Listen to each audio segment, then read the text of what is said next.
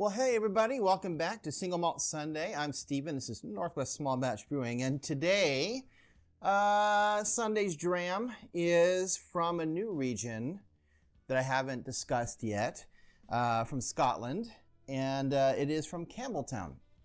So Campbelltown, well, okay, let me first tell you about the name of this, right? This is Kilkerran Heavily Peated, which is from the Glengyle distillery. 58.4% ABV, so it's a stiff one. And no age statement.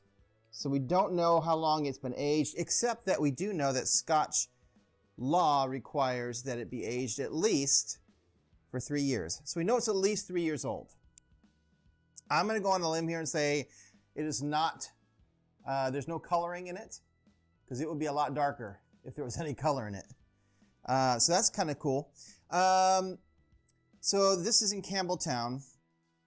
Glengyle and Springbank kind of are one and the same as far as this goes. It's a little confusing, but at any rate, this particular whiskey is aged in initially in ex-bourbon barrels, which is what you do with Scotch. You age it in ex-bourbon barrels. Usually Scotland will get bourbon barrels from, obviously, any of these distilleries we have here in the U.S. that make bourbon, and then they use those to age their Scotch. And then it is finished, this particular one is finished in ex-sherry casks. I don't know what kind of sherry casks, just that it was in sherry casks. Interesting. It's been a while since I've had this one. As you can see, I haven't had much of it. It's almost like an eggy sulfuriness to it on the nose. You do get the peat. The peat is very, very subtle on the nose. I almost think if you didn't know it was there, you might not catch it. There's definitely the, you can smell the sherry influence, but again, very, very subtle. Neither the peat or the sherry are very strong. It's almost like a butteriness to it.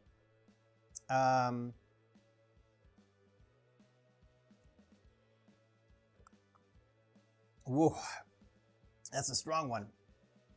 Wow. This one punches you in the throat, let me tell you. But there are whiskeys that punch you in the throat and you're like, oh, I can't do it, right? It's not, I say that there isn't value in it, meaning like the benefit is not worth the effort. In this case, I think it is. Like the punch in the throat is there, but it's worth it. Like it's a good whiskey, very complex. But yeah, I mean 58.4, and this is basically a cask strength whiskey here.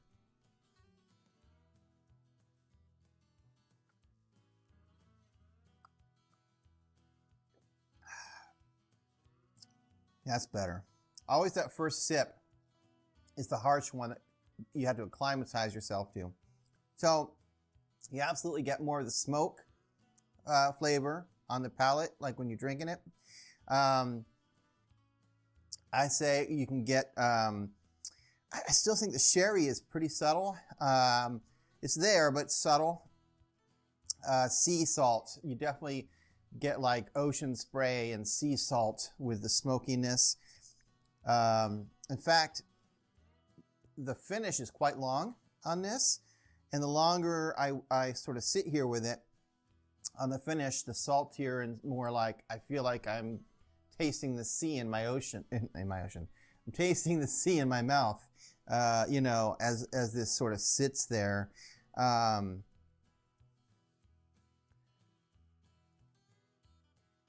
Yeah, you can get the sherry, like a little bit of the berry. It's very, very subtle though.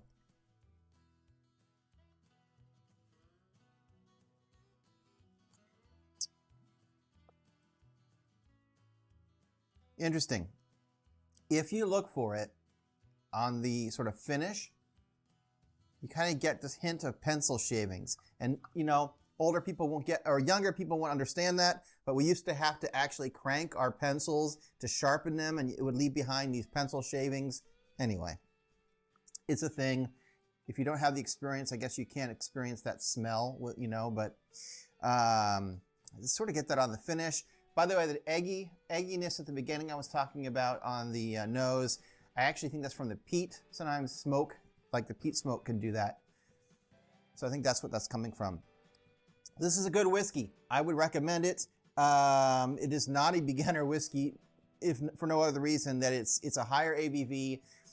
You might consider adding a little bit of water to it to open it up, but also to proof it down a little bit. But otherwise, this is a great whiskey, and I appreciate you stopping by and hanging out for a few minutes and sharing a whiskey with me. And I'll be back next week for another tasting. And until then, sláinte.